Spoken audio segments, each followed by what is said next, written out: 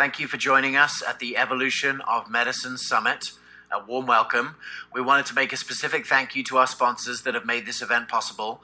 Energetics, an innovative natural remedy and supplement company, is committed to revitalizing medicine, and Cyrex Labs, a clinical immunology laboratory specializing in functional immunology and autoimmunity. Most of all, thank you for listening. If you'd like to share this with your colleagues and friends on Facebook if you enjoy the content, and if you have questions, you can ask us on Twitter with the hashtag EvoMed. Finally, if you really want to play your part in accelerating the evolution of medicine, ask your doctor if the Evolution of Medicine Summit might be right for them. Thank you and enjoy. Hello and welcome back to the Evolution of Medicine Summit. This is your host, James Maskell, and I have the great pleasure of welcoming my guest today, Dr. Lawrence Palevsky from New York. Dr. Palevsky is a sought-after lecturer. He lectures all across the country on areas in holistic pediatrics. He's a renowned board-certified pediatrician, utilizes a holistic approach to children's wellness and illness. And Dr. Palevsky has had a long and storied career working initially in emergency medicine and pediatric acute care. And in April 2000, Dr. Palevsky began his practice as a holistic and integrative pediatrician and has been on the forefront of holistic pediatrics since then. And it's such a great pleasure to have you here today. Thanks so much for agreeing to be on the summit, Dr. Palevsky, and being here today. Thank you, James. It's a pleasure to be here. So, Dr. P, what we're talking about here is the evolution of medicine, and that's what this whole summit is about. Specifically when it comes to pediatrics, why do you feel like pediatrics is in need of serious evolution, or do you feel like it is? Well, first of all, pediatrics seems to be one of the most conservative fields in all of medicine. So things change much more slowly because people are afraid to do things on kids that they're more likely to do in adults when talking about alternative or integrative medicine. So what we're currently seeing in pediatrics is a consistent increase in chronic disease. So you have 1 in 6 children with neurodevelopmental disabilities, 1 in 50 with autism, 1 in 10 with ADD and ADHD, 1 in 10 with asthma, 1 in 450 with diabetes, and the numbers keep increasing. And in the year 2014, 31 years ago when I started medical school in 1983, these numbers were not this big. And so we've traded a lot of normally acute care, run-of-the-mill illnesses in pediatrics to a much larger degree of chronic illness. And because things move slowly in pediatrics, we're not taking a step back to really look at how it is that we're living, what it is that we're doing in medicine, what kind of impact the environment is having on children that may actually be contributing to this degree of worsening of medical conditions in children. And not to mention the eczema and the allergies that have also increased exponentially, the obesity, the cancer, inflammatory bowel disease. So we're seeing a much greater increase in all these diseases. And again, pediatrics and medicine in general is much more apt to treat the symptoms and walk away from what's really contributing to the problem. And, we must start looking at the darker side of what we choose to do and what we say is right in order to change course and see how we can better help our children. Absolutely. So, you've said there's a lot of different diseases that are more prevalent, these chronic diseases. I know you're an advocate for holism, and the word holism has sort of become a little bastardized over time, but I think it really means this sort of interconnectedness of systems and so forth. Are all the diseases that you just mentioned, these chronic diseases, are they all interconnected? Well, first I want to say something about holism. It gets a bad rap. People think it's too foofy or too woo-woo. And all holism means is that all of the parts are connected. Everything is related to everything else. And in modern medicine, we don't look at the person as much as we look at the body parts. So if a child has asthma and another child has eczema and another child has inflammatory bowel disease, they would be sent to a pulmonologist, a dermatologist, and a gastroenterologist. But the thing is that all three of those diseases are really the same underlying pathology. They just manifest in different parts of the body. And so while you have a pulmonologist who doesn't communicate with the dermatologist, who rarely communicates with the gastroenterologist, if someone is practicing a holistic approach, they would know that the underlying problem, the underlying imbalance in this child is related to an overwhelming amount of inflammation and a decreased ability of the child to remove that inflammation, which appears as wastes and toxins. And so in the asthmatic, they appear as wastes and toxins manifested for release through the airway. In another child, they appear for release in the skin. Another child, they appear in an attempt of the child to remove them through the intestines. And so all three of these children are really the same. They just have the same underlying pathology. They just manifest differently. A holistic approach would be able to look at those three children and try to not only realize that the underlying pathology is the same, but to try to tease through what are the contributing factors that create that imbalance. And this is where holism becomes fun, because even though the underlying pathology may be the same in all three children, the underlying contributing factors may all be different. And so the child with asthma may have worsening asthma because there's a really big dietary problem that's creating the inflammation and the imbalance and the need for release through the airway. In the child with the eczema, there may be a related nervous system stress that's creating this massive, massive outbreak of skin toxins. And the child with the inflammatory bowel disease may have some dietary issues. There may be some environmental issues, and there may actually be some really deep psychological issues that are related. And so the job of a holistic practitioner is to really find what are the predominant factors that are contributing to those imbalances in those children, such that the inflammation occurs, the imbalance occurs, and then to try to slow it down, reverse it, so that the child is living a little easier and not needing to have these symptoms in order to purge wastes. And this is where the holistic approach differs from the conventional approach. The conventional approach says symptoms happen, we got to get rid of them, they're bad. So there's a moral dilemma here. Symptoms are bad, lack of symptoms is good. Where in a holistic approach, there's no morality about symptoms. In fact, symptoms happen to save your life. The reason symptoms occur is to help the body heal. It's to help the body stay well. It's to remove the excess waste and toxins that are in the body.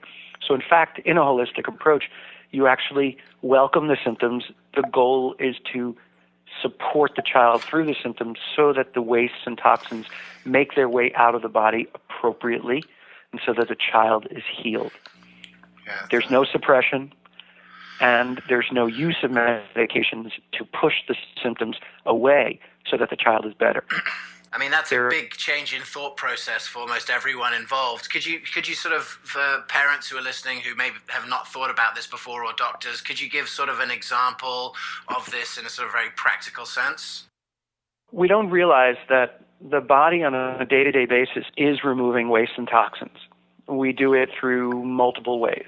We exhale, so we're removing waste through the lungs. We sweat, we smell, we stink. We have a removal of waste through the skin. We urinate, so we remove waste through the kidney. We have bowel movement, so we remove waste through the intestines. And then we sleep, we rest, we even exercise in moderation, all of which helps the body remove waste through the nervous system. So that's 5 avenues of waste removal: airway, skin, kidneys, intestines, and nervous system. And so on a day-to-day basis, this is happening normally, normal function. We don't even think about it.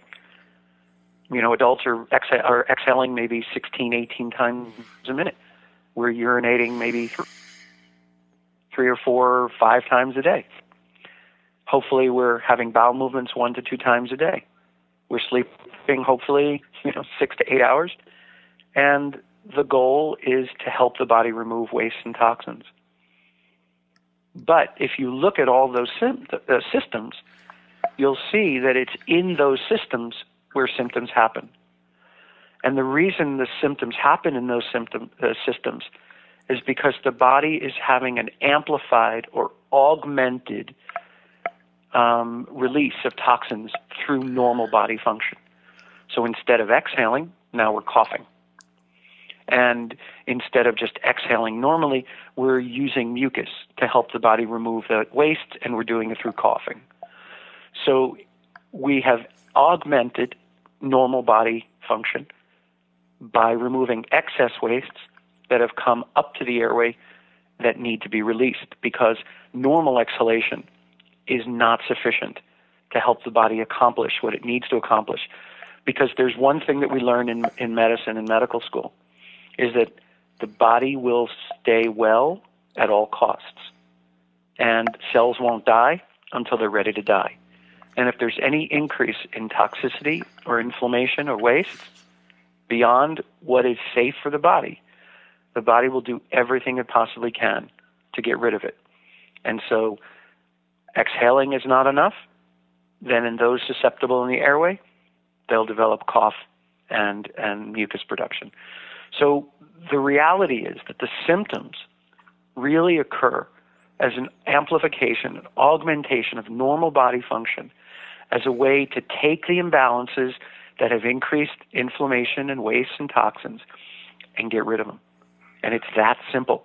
And since I've been practicing this way, I rarely have to use any medication. I haven't used antibiotics in years, and I don't have to suppress symptoms because I can work with the parents to allow the illnesses to resolve.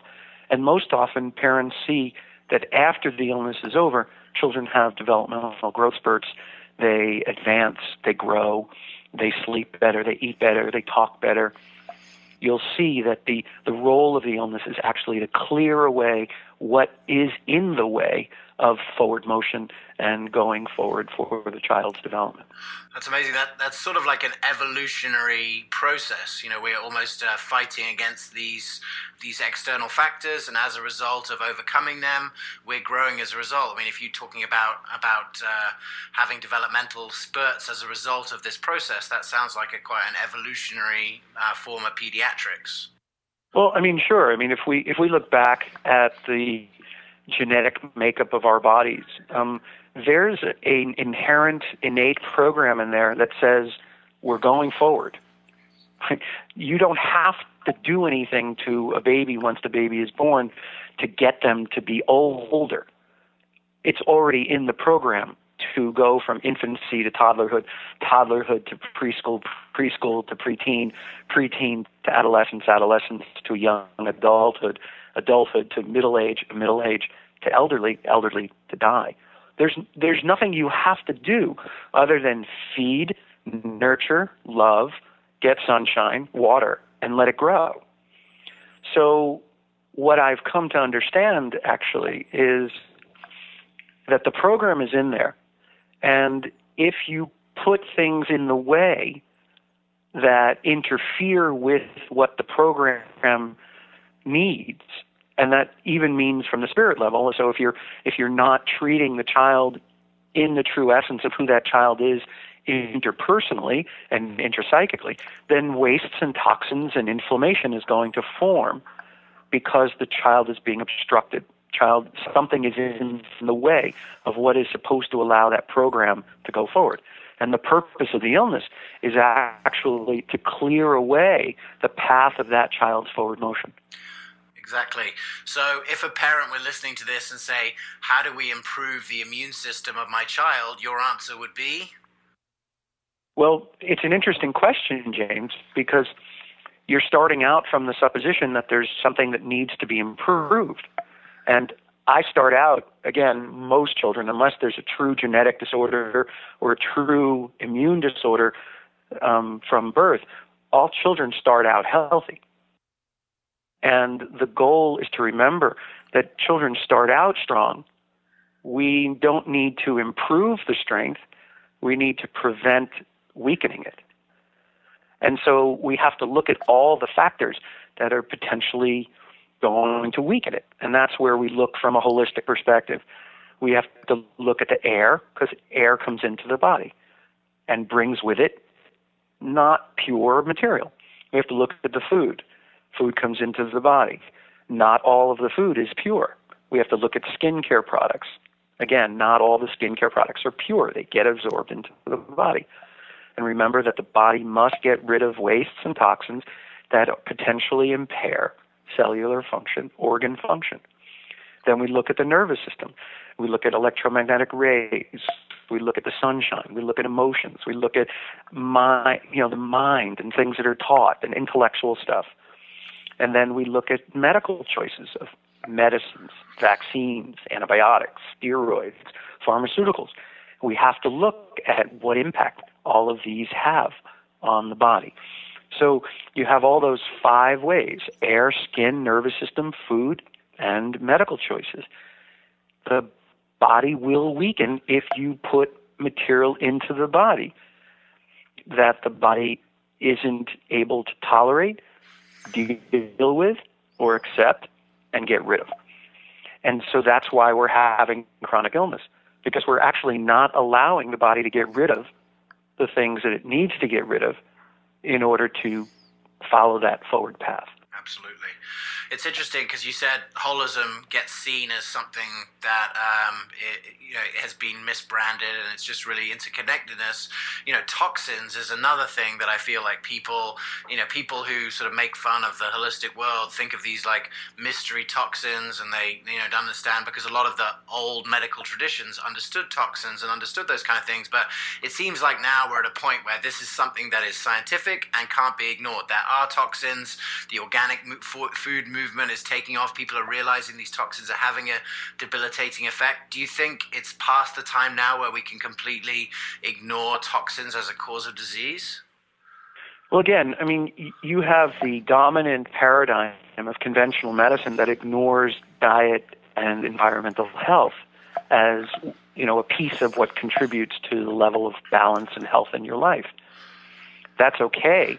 But then you have a growing piece of conventional / alternative / integrative / holistic medicine that's moving in the direction of environmental health and recognizing that the environment plays a huge role. And not only does it play a huge role, but it has epigenetic impact, meaning that day-to-day choices that you make, air, food, skincare products, nervous system exposures, medical choices, will impact what genes you turn on, what genes you turn off, moment-to-moment basis. And so conventional medicine can continue to do what it's doing, but the medical field is growing away from ignoring diet and environmental impact and epigenetics. And so there's no need to fight the conventional field. There's just a need to move forward into what is scientific and what works. And as we understand that certain thoughts, diet, medical choices, skincare products, air quality, nervous system exposures, we subject ourselves to, we realize that we can turn genes on, turn genes off on a moment-to-moment basis that will directly impact our health. And we're starting to learn that if we stop eating certain foods, we stop producing certain genes, which will stop producing certain markers, which will stop impairing certain cellular functions. Yeah. And it's that basic. It's a lock and key equation. It's a physics equation. It's mathematical. You put less toxin in, you open pathways for more toxins to go out, you create better balance. Yeah. If you pour 6 ounces of water into a 2-ounce glass, it won't work. Yeah. You have to either pour less water in, or you create a better vessel to hold the water. And this is where the field of medicine is moving. And again, conventional medicine can stay where it is. You can use your drugs, you can use your pharmaceuticals, you can use your vaccines, you can do all of that. But that's a dying breed. And it's slowly dying, but it's dying. Yeah.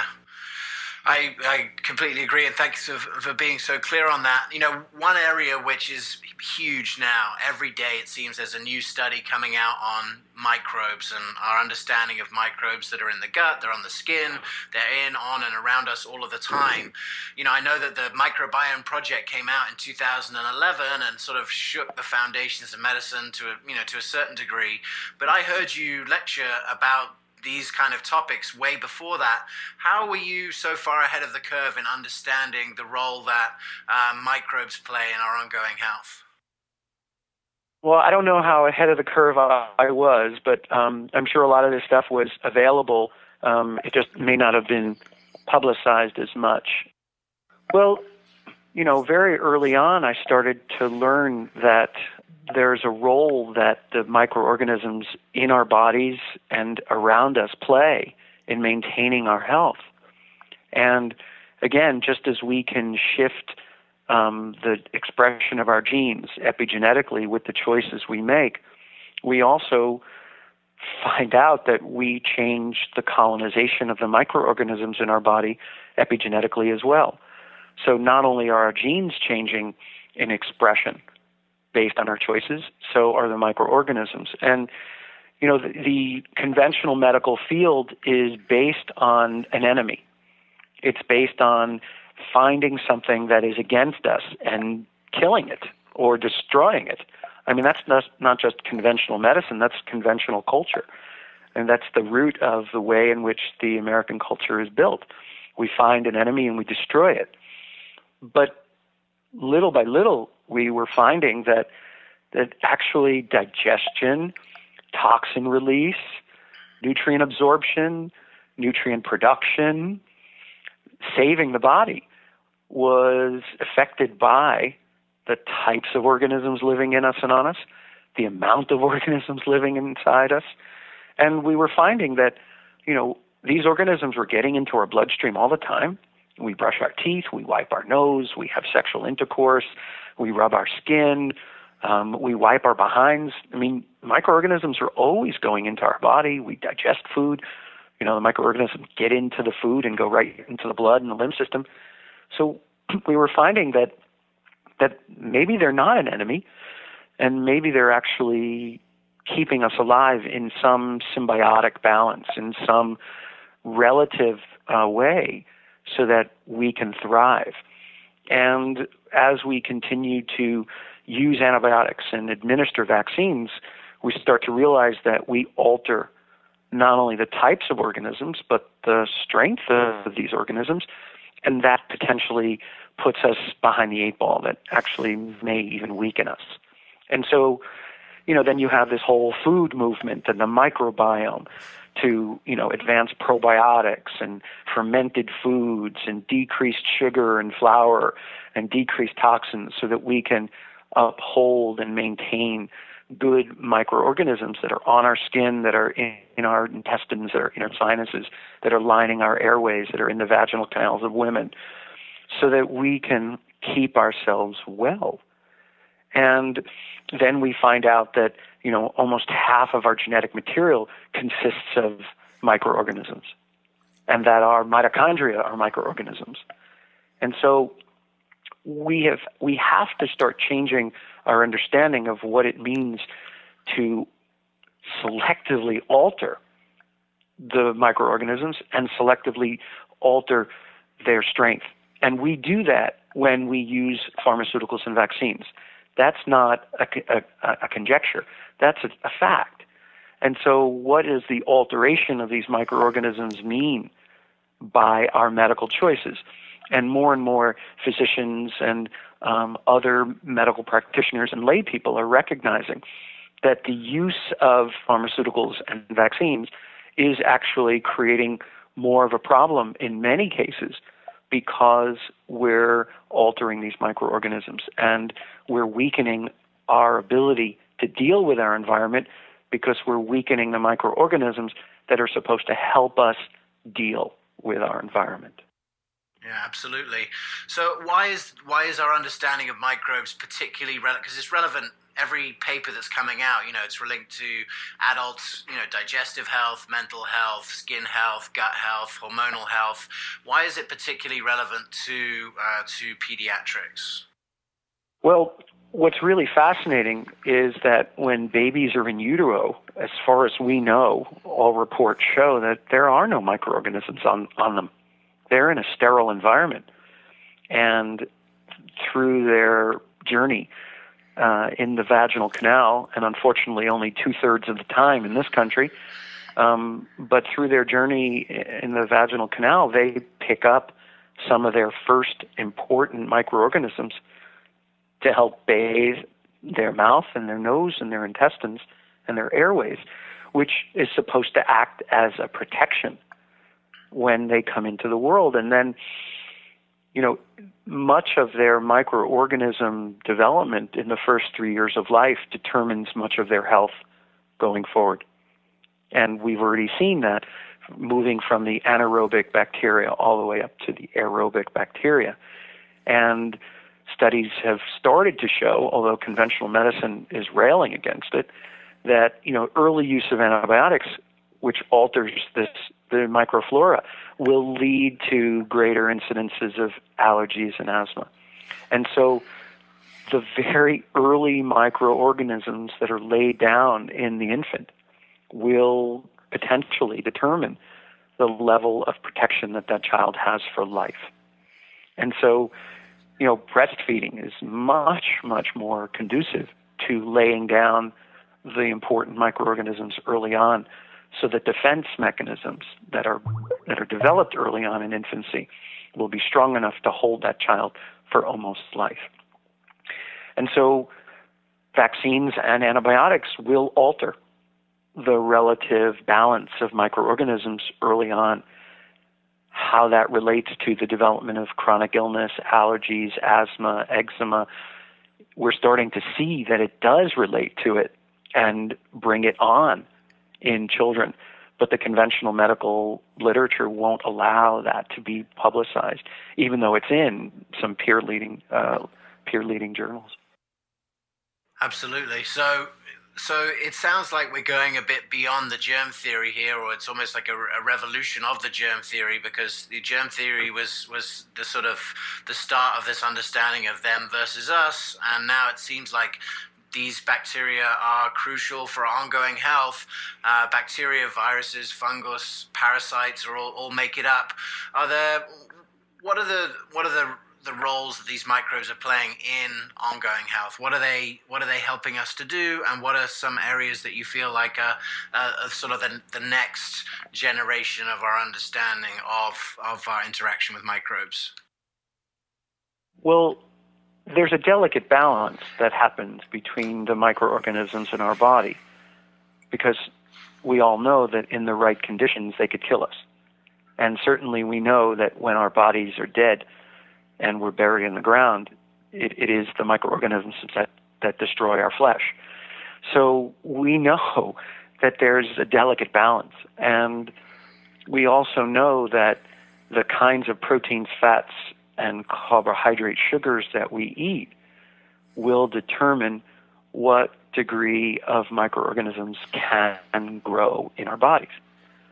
And so we're living this fine line between being friends with them and knowing that at any given turn they can turn on us. And so for the most part, if we're able to maintain the kind of diet and medical choices and environmental choices that keep our system and maintain our system, then these microorganisms are not going to hurt us. And in fact, they're going to help us. They're going to help us digest our food. They're going to provide a barrier against foreign invaders. They're going to signal the immune system when a foreign invader has come. They're going to help us absorb nutrients. They're going to help us eliminate wastes. They're going to help us have bowel movements. They're going to help us sweat and smell so that we can get rid of the waste through the skin. They're going to help maintain the function of our cells. And this is a growing body of literature. And where we're going in the future in the evolution of medicine is to start realizing that not only are microorganisms more likely to help us than hurt us, that we can actually control the environment in which these microorganisms live, meaning our bodies, by providing the opportunity for health, by providing the opportunity for these microorganisms not to hurt us because of the dietary, environmental, and medical choices that we are now making so that we continue to maintain a symbiotic relationship. We're also going to learn that in many cases, viral illnesses are not bad for the body, that viral illnesses are actually a way for the body to cleanse. They're a way to protect the body. And that viral illnesses may not come from outside of us. We may not breathe in viruses that get us. We may actually activate viruses that are already living inside our body, that are working to maintain cellular physiology, that are working to maintain cellular health, and that are working to get rid of wastes so that the cells don't die. Well, that's a significant shift in our understanding, and I think possibly, the most interesting of all, because, viruses, I think, have been always, thought by even a lot of holistic doctors to be always bad. But it sounds like what you're saying is that there's one, that these aren't things that are coming in from inside. This is something that's inside all of us. And two, that these viruses are playing some sort of bioregulatory role. Can you sort of explain that for pretty much everyone? Because I know there's not a lot of people thinking like that. It makes a lot of sense to me, but we're probably starting at ground zero with most people who are listening here. Okay, so most of us are taught that if we're not sick from a virus, that we don't have it in our body, that we haven't been exposed. Most of us think that the only way to get exposed is to be exposed by someone who is sick from that virus. And that's not true either. So you can have viruses in your body that can make you sick, and you can be exposed to people who are sick, who don't get you sick, and you can be exposed to the viruses and not get sick at all. But the interesting thing that some of the literature is showing, some of the underlying science is showing, is that viruses live inside our body right alongside our own genetic material. And so if you eat a piece of chocolate that has a lot of sugar in it, epigenetically, so from a force outside of us, we're going to tell our insulin genes to produce more insulin. And so that's an epigenetic force. We need extra insulin to deal with the load of glucose that's coming into the body. And so what we don't realize is that the genetic material of viruses lives in the same chain of genetic material as the genetic material that codes our body. And so viruses are transcribed epigenetically the same way that our genes are transcribed epigenetically. And so we will transcribe the genetic material of viruses based on the foods that we eat, based on the fact that there are viruses that are already embedded in our genetic code that are subject to epigenetic forces that determine which ones turn on and which ones turn off, the same way we impact the expression of our own genetic material that makes up our body. And so we're now seeing that there's a huge amount of viral DNA, genetic material, that is embedded in our genetic codes, in our chromosomes.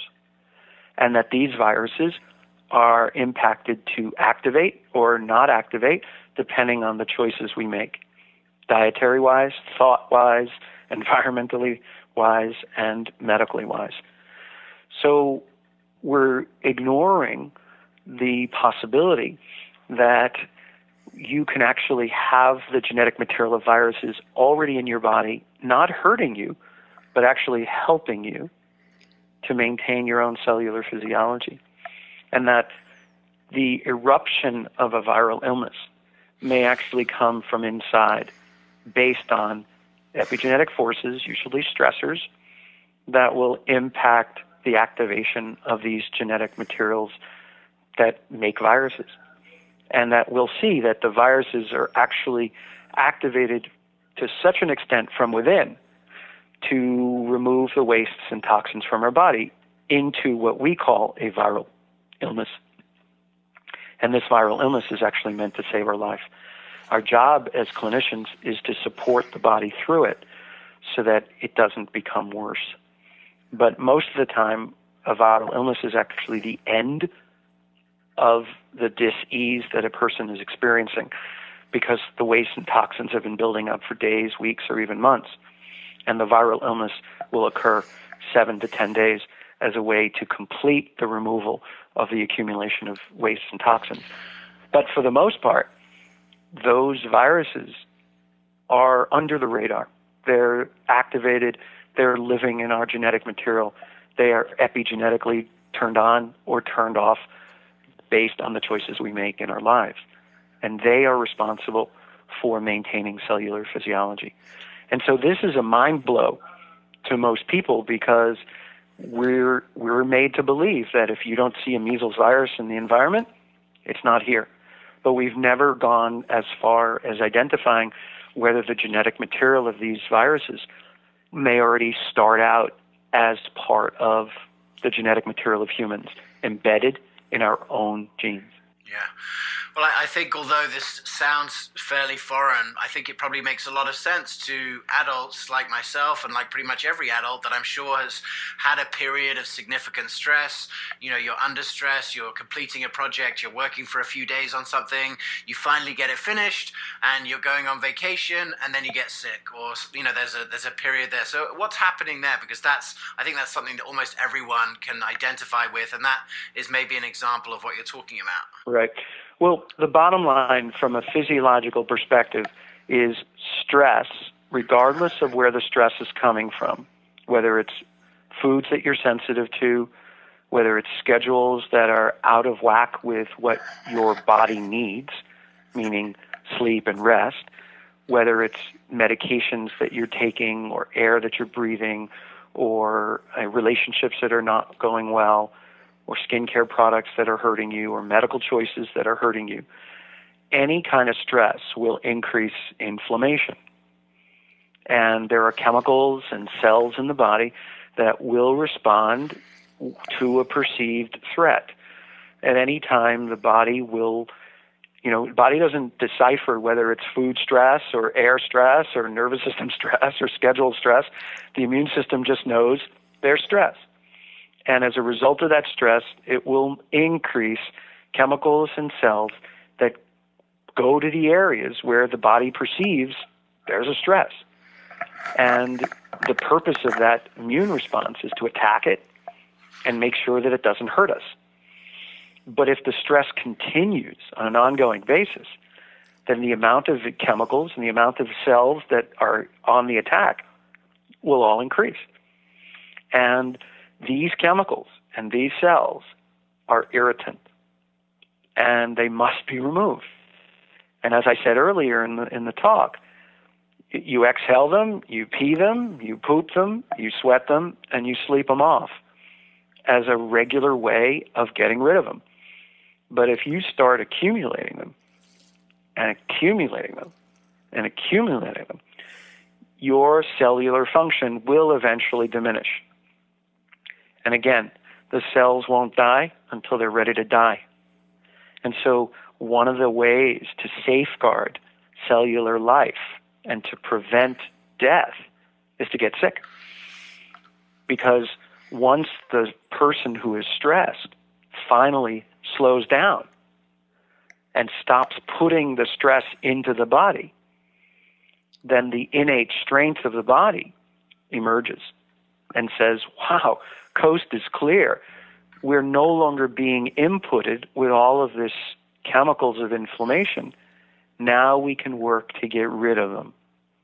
And so because the scales have been tipped, because the quantity of stress and inflammatory materials has increased to such a great extent that cellular function starts to diminish, and now that the stress has stopped coming in, the body can find its way back to balance. And so the slowing down actually allows the body to do what it's supposed to do, which is heal. And so the illness occurs as a way to complete the removal that the body couldn't do by exhaling, sweating, smelling, pooping, peeing, and sleeping. So how do we compound that problem, either in kids or in adults, by seeing that illness at the end of the cycle as a problem that needs to be fixed? Well, we compound it by preventing the body from eliminating the toxins and the wastes by suppressing it with medication. So we use over-the-counter medicines, we use prescription medicines, and we stop the body from completing the removal. Because again, we're looking at it as infection, and that's the conventional model. There's the enemy, fight it. It's either bacteria or virus. But in fact, in many cases, the bacteria and the viruses are helping the body to complete the removal of the wastes. And so as we learn more about the microbiome, we actually see that these organisms play a role in the development of the symptoms, not to hurt us, but to potentially save our lives. Our job as clinicians is to watch carefully and monitor so that the child or the adult doesn't go over the edge, doesn't go to the other side, doesn't lose the capacity to continue the removal of waste safely. And that's when we need to intervene. So as a former ER physician, luckily I've been given the opportunity to know when a child is sick more than they should be, or when the normal course of events of symptom development and toxin removal is something wrong. Something is not right. Most doctors nowadays are not trained clinically anymore. They're trained protocol. So they're trained to respond based on an algorithm. If this, then do this. If this, then do this, without really getting a feel, without really getting an understanding of what a natural course of an illness is and how it does resolve if you leave it alone. I mean, even back in 2003 and 2007, there were two really nice studies done on ear infections in children, one in Lancet and one in JAMA, Journal of American Medical Association. And it showed that if kids were diagnosed with ear infections and the parents were given a prescription of antibiotics to hold for 24 hours so as not to give the kids the antibiotics right away, in both studies, 2/3 of the kids did not get antibiotics after 24 hours because either the infection resolved on its own or the diagnosis was incorrect in the first place. And so there is a way to actually allow for clinical observation, but that's not being taught in medical school anymore. Doctors are being taught to immediately respond, and parents are taught to immediately demand a medication. The parents that I work with, more and more, they're scared. They're still scared because they're breaking with conventional thinking, but they're willing to at least try. And my job as a clinician is to stay with them and watch. And, I love it when I get emails from parents who say, wow, my kid just stood up after this 7 days of fever and vomiting and diarrhea. Now he walked. Or, wow, after this 3 or 4 day illness where I didn't suppress the symptoms, my child is talking more. And so parents are starting to see that illness is actually not an easy thing to exist with when your child is sick, but there's a means to an end. And it gives the body a chance to rest and recuperate, slow down, heal, and go forward. Absolutely. Thank you for being so eloquent on that. So I guess the real question is what is it going to take for us to, sort of turn this ship around and get us to a point where chronic pediatric illness is decreasing, where we're not 56th in infant mortality, where we're sort of getting the healthcare that we're paying for and actually having really healthy children, because we can't evolve medicine and we can't evolve as a species if we're sort of selectively killing off kids, by our crazy actions. What's it going to take to sort of turn this around? Well, I mean, there are several perspectives, and I think some people would want the perspective to be a top-down effect, and some people would want it to be a bottom-up effect. Some people would want the system to change. That's the top-down theory. I don't think that's a viable option. There's nothing in the conventional medical system that makes it feel the need to change. It's doing very well, at least in their eyes. But I think what needs to happen is a bottom-up change. And that is that when the family of parents starts to make different economic choices, when they start to demand different types of care, when they start to say, we want you as a physician to teach us more about diet and environment, and if you can't, then we'll go somewhere else, or we won't go at all. We want you as a physician to give me an option other than over-the-counter medicines, antibiotics, steroids, and vaccines, and if you can't, we'll go somewhere else. And so to me, it's really a supply and demand. It's really an economic effect. As long as you have parents who are asking for different delivery of care, you're going to affect more of a change. And that's where I see it as a bottom-up. And I think it's working because you're starting to see the conventional medical system and the conventional political system start to strong-arm and browbeat and almost come into a martial law where people are losing choice, they're losing options, they're being thrown out of practices, they're being taken to court, they're being threatened with their kid being taken away from them. So you're starting to see the rumblings of the effects of the masses saying, what you have to offer isn't working for me, I want something different.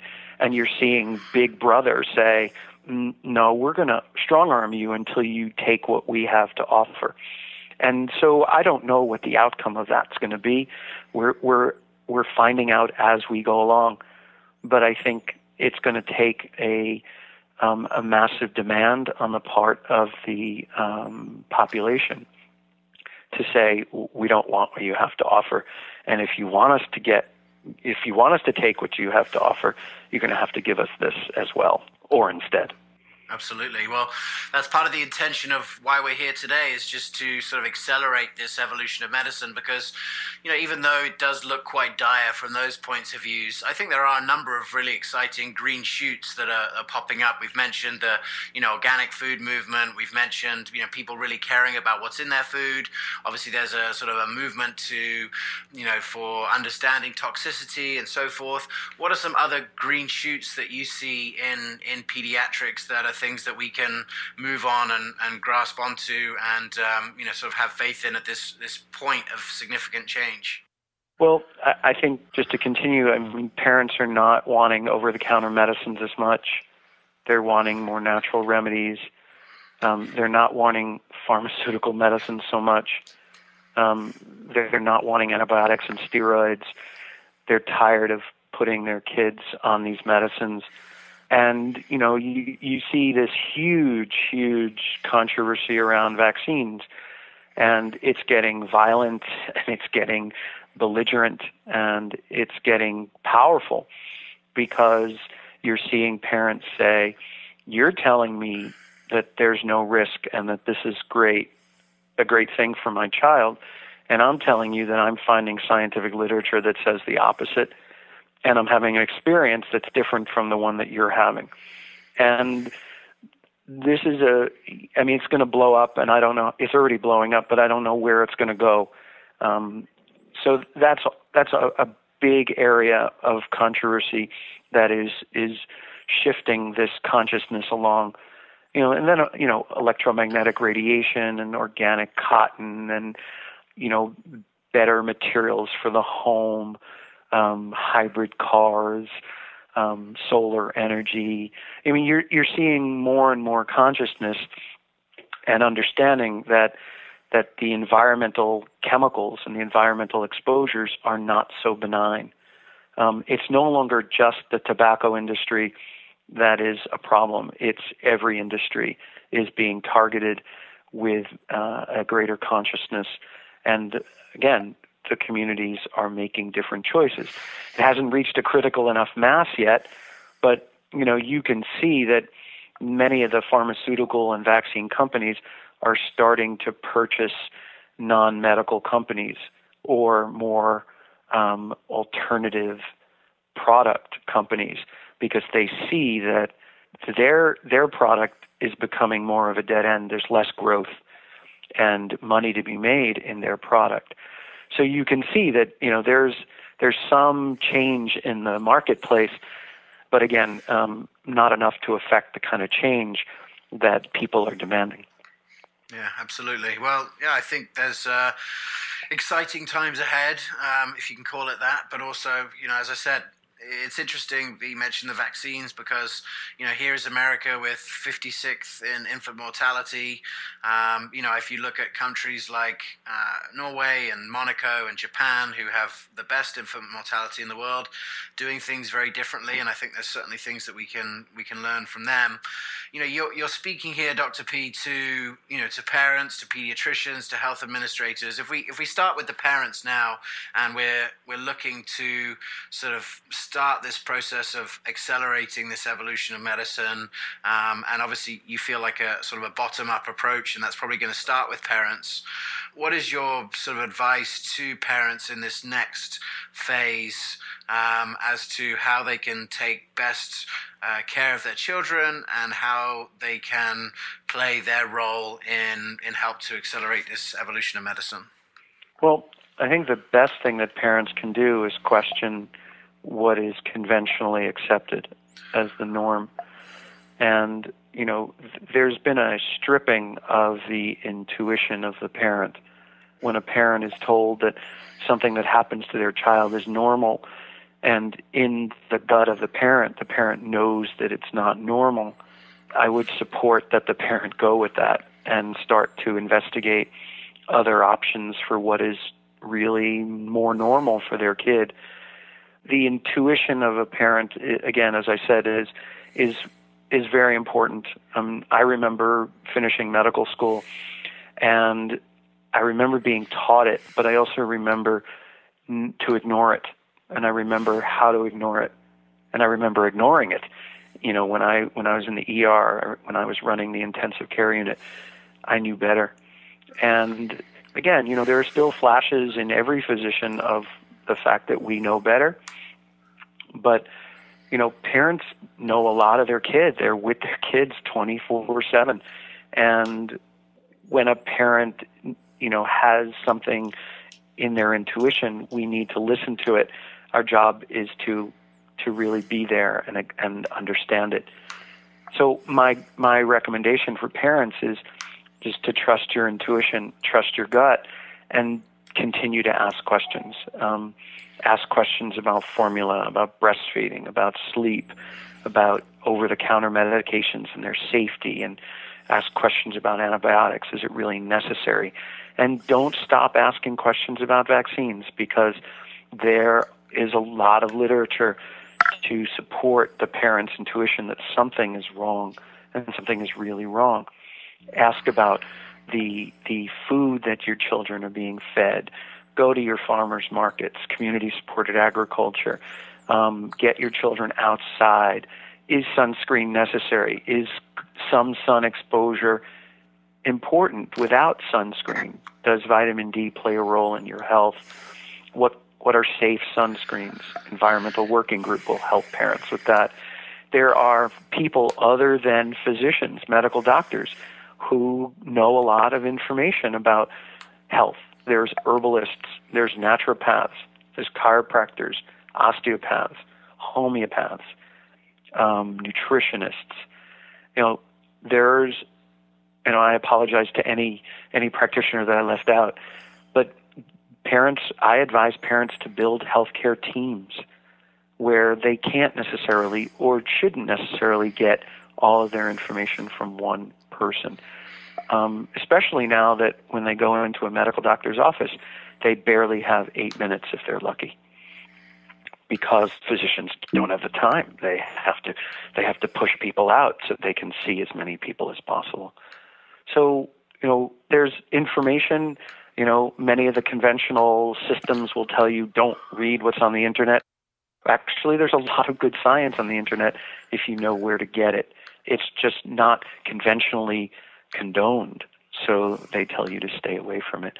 But there are physicians who are moving in this direction. There's, the ACAM. There's IFM, Institute of Functional Medicine. There's AAEM, the American Academy of Environmental Medicine. There's the AHMA, American Holistic Medical Association. There's the American Association of Naturopathic Physicians, Chinese medical practitioners, acupuncturists, Ayurvedic specialists. They're all over. And again, it's a learning curve for everybody. Nobody has all the answers, but it's important for parents to piece their team together. Yeah.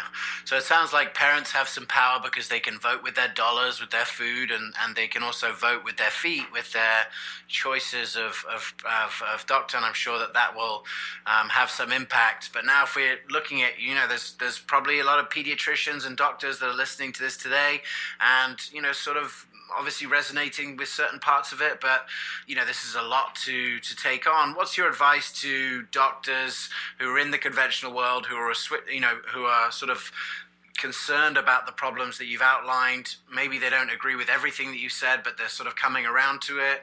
What's your message to doctors and other medical stakeholders about how we can really solve this problem and what role they can play in it? Well, I remember many years ago I was having a conversation with a pediatric colleague of mine who became an acupuncturist and started practicing Chinese medicine. And he looked at me and he said, "Larry, what was I supposed to do?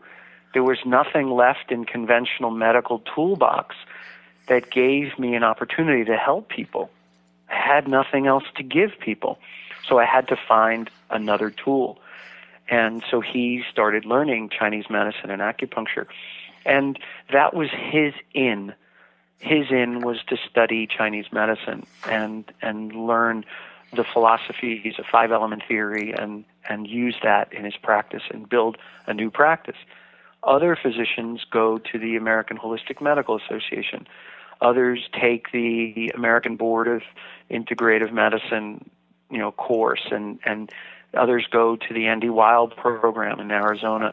Others go to the Institute of Functional Medicine. Others go to naturopathic school. Others become homeopaths. Others become herbalists. The fact of the matter is that each physician has to come to his or her, critical point that says conventional medicine doesn't have enough. And unfortunately, the American Academy of Pediatrics, even though it has a complementary, integrative, alternative, holistic chapter, the source of learning is not as steep as most physicians are looking for. And so they're branching out into other fields to learn more that they can do for their patients other than pharmaceuticals and vaccines. So again, it all depends on each practitioner. Not every practitioner is dissatisfied. They'll stay where they are and keep practicing the way they're doing it. And the fact of the matter is that the public is going to be ahead of them because the public is going to know more than the conventional doc. Yeah. I mean, it sounds like what you're advocating is some sort of training in some sort of modality that has a basis in understanding the body as a self-healing mechanism, which is sort of what's missed, right? Well, I mean, the irony of this is that every field of medicine has as the core of its foundational belief system the concept that the body has the innate capacity to heal, except conventional medicine. And so what we're seeing is the body's not healing. We're trying all these conventional modalities, but the body's not healing. And so what that's doing to patients and medical doctors is say, well, how can I help my patients, or how can I get better? And the fact of the matter is that the body does have the innate capacity to heal, there is a way to practice that through Western medicine. I do it every day in my practice, but it will require the pharmaceutical companies and the vaccine industry to die, because Western medicine can be practiced with the concept that the body has the innate capacity to heal without using pharmaceutical medicines, but still being a medical doctor and still utilizing Western science. And so that's the bridge that needs to be gapped, is to show that conventional medicine does have, in its own scientific teachings, the understanding that the body has the innate capacity to heal. We just don't apply those sciences to everyday practice because physicians are taught to go right to the pharmaceutical and vaccine industries. Yeah. That's awesome. Well, you've been so eloquent today, Dr. Palevsky. I do want to give you one last opportunity just to talk. I mean, this whole summit is on the evolution of medicine. You've given some amazing insight today into the future of pediatrics, the evolution of pediatrics, the evolution of medicine. Is there anything that's still on your mind with regarding to the evolution of medicine that you'd like to share before we end today? No, I think I spoke to most of the subjects that we thought were important and salient. This is a tough time. I mean, we're in a very, I would say, tension-filled time of change. And the thing is that it wouldn't be happening if there weren't a need for a shift in consciousness. And anytime there's a shift in consciousness, there's going to be tension, and there's going to be anger and belligerence and sadness and all the emotions that are necessary for change to occur. Change is hard, and when the institutions are adverse to change, you start to see some of the increased tension and laws and papers being published and media reports that try to hold on for dear life. But change happens whether they can succeed or not. Yeah, absolutely. Well, thank you so much for your time today. Dr. Lawrence Palevsky has been with me here on the evolution of pediatrics and going beyond the germ theory. You can find out more about Dr. Palevsky at his website, drpalevsky.com. He has all kinds of education. I highly recommend getting involved with any of his education that's available online or in person in New York. I know that this is not the end of your journey, Dr. P, as far as, as educating patients and parents and other doctors. I really appreciate everything that you've done in the last 20 years and particularly in the time that we've known each other to help me understand the way the body heals and to understand, how to interact with my daughter. It's been a pleasure to get to know you. I know we're really at the beginning of this journey, and I hope that what you've shared in the last hour has a ripple effect that, accelerates this evolution of medicine. So thank you so much for your time today. This has been James Maskell. It's the Evolution of Medicine Summit, and we're in the middle of our Pediatric Day, and we've got other great talks for you to listen into. We've been here with Larry Palevsky. Thank you so much for your time, and we'll see you next time. Thank you, James.